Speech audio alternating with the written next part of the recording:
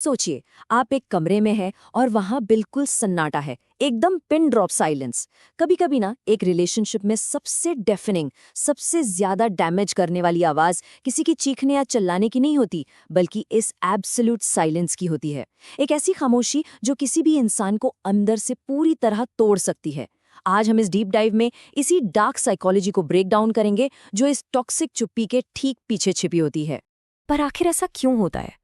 सोचने वाली बात है कि जब कोई आपसे बिना कुछ कहे अचानक बात करना बंद कर देता है, तो वो किसी के एक्सट्रीम गुस्से से भी ज्यादा पेन क्यों देता है?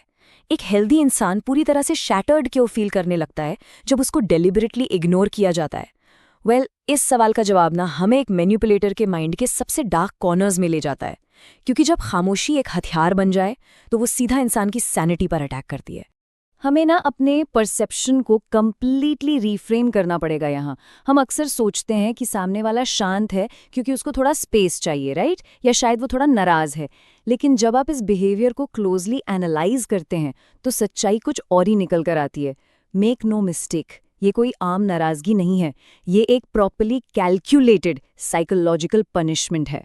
एक ऐसी मैनिपुलेशन टैक्टिक, एक ऐसा इमोशनल वेपन जिसका सिर्फ एक ही प्राइमरी गोल होता है, एक इंसान को मेंटली और इमोशनली ब्रेक करना, और वो भी बिना एक भी शब्द बोले। और इन दोनों बिहेवियर्स के बीच ना एक जमीन आसमान का फर्क है। देखिए, एक हेल्दी सिचुएशन में जब भी कोई कॉन्फ्लिक्ट होता है, तो लोग आपस में कम्युनिकेट करते हैं ताकि उस प्रॉब्लम को जेन्युइनली रिजॉल्व किया जा सके। एक हेल्दी बॉन्ड में डिसएग्रीमेंट बिल्कुल हो सकता है, पर अबैंडनमेंट नहीं। पर दूसरी तरफ टॉक्सिक बिहेवियर बिल्कुल एक अलग ही लेवल पर ऑपरेट करता है। टॉक्सिक इंडिविजुअल्स अचानक से डिसअपियर हो जाते हैं। वो किसी भी हेल्दी कॉन्फ्रंटेशन से भागते हैं और इसकी जगह उस खामोशी को चुनते हैं, सिर्फ और सिर्फ इसीलिए ताकि दूसरे इंसान को पनिश और कंट्रोल किया जा सके। ये इन माइंड गेम्स का एक बहुत ही चिलिंग एस्पेक्ट है।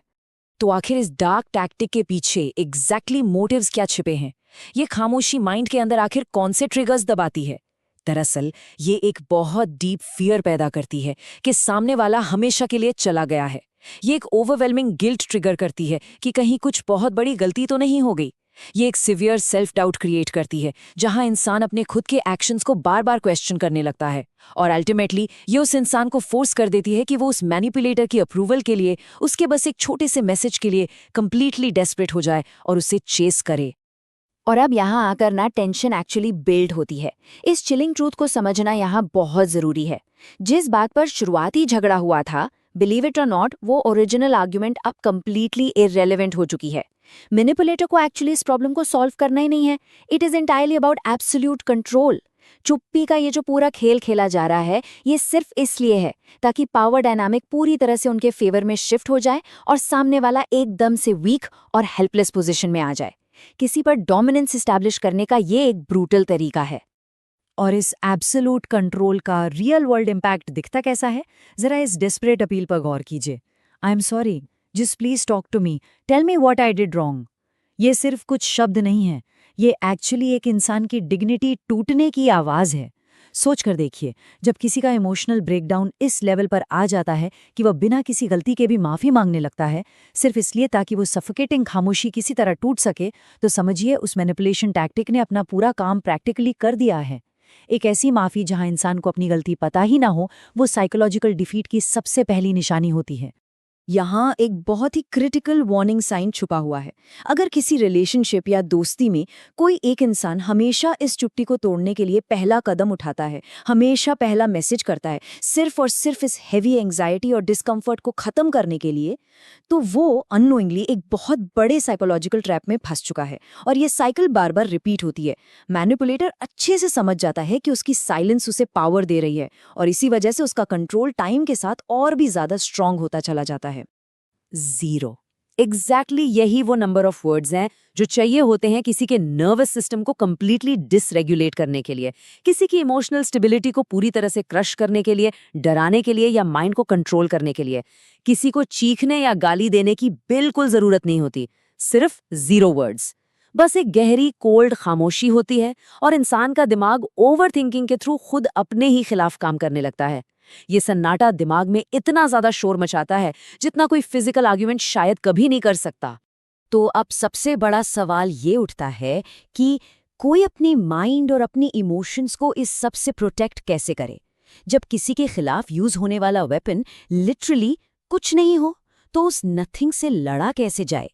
ये सवाल हमारी इस एनालिसिस को साइकोलॉजिकल डैमेज से शिफ्ट करके सेल्फ प्रोटेक्शन के उन क्रिटिकल और एम्पावरिंग मेथड्स की तरफ ले जाता है, क्योंकि एंड ऑफ द डे आपका खुद का रिस्पॉन्स ही सबसे बड़ा डिफेंस बनता है। इस डीप साइकोलॉजिकल डैमेज से बचने के लिए ना एक सॉलिड इमोशनल शील्ड बनाना बहुत जरूरी है। स्टेप 1, इस साइलेंस को नॉर्मल स्पेस नहीं बल्कि क्लियर मैनिपुलेशन की तरह रिकॉग्नाइज करना होगा। इसकी पहचान करना सबसे जरूरी है। स्टेप 2, गिड़गिड़ाना या एक रिप्लाई के लिए चेस करना कंप्लीटली रिफ्यूज करना पड़ेगा। साइलेंस को साइलेंस से ही ट्रीट कीजिए, डेस्परेशन से नहीं। और स्टेप 3, ऐसी इम्पेनिट्रेबल इमोशनल बाउंड्रीज एस्टैब्लिश करनी होंगी जहां किसी और का साइलेंस इनर पीस को अफेक्ट ही ना कर पाए। इस डार्क डायनामिक में पार्टिसिपेट करने से ही सीधा मना कर देना, यही आपका सबसे बड़ा डिफेंस है। इस टॉक्सिक डायनामिक को परमानेंटली ब्रेक करने के लिए ये अल्टीमेट साइकोलॉजिकल ट्रूथ समझना ही होगा।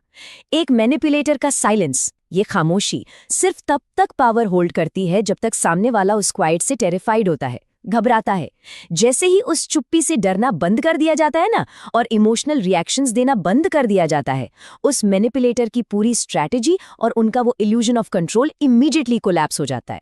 बेसिकली चुप्पी की ताकत वहां ऑटोमेटिकली खत्म हो जाती है जहां से सेल्फ रिस्पेक्ट शुरू होती है। अपनी इस एनालिसिस को आज हम इस एक आखिरी थॉट के साथ खत्म करते हैं, एक ऐसी बात जो हम सबके माइंड में हमेशा रहनी चाहिए। A manipulator's silence does not reflect a victim's worth. किसी टॉक्सिक इंसान का चुप रहना किसी और की वैल्यू या उसकी वर्थ को तय नहीं करता। ये सिर्फ और सिर्फ उस मैनिपुलेटर की डार्क, अनहेल्दी और टॉक्सिक रियलिटी को एक्सपोज करता है। तो एक सेकंड के लिए सोचिए, क्या किसी टॉक्सिक इंसान की इस खामोशी को किसी भी हेल्दी इंसान की इनर रियलिटी को डिस्ट्रॉय करने की इजाजत कभी मिलनी चाहिए?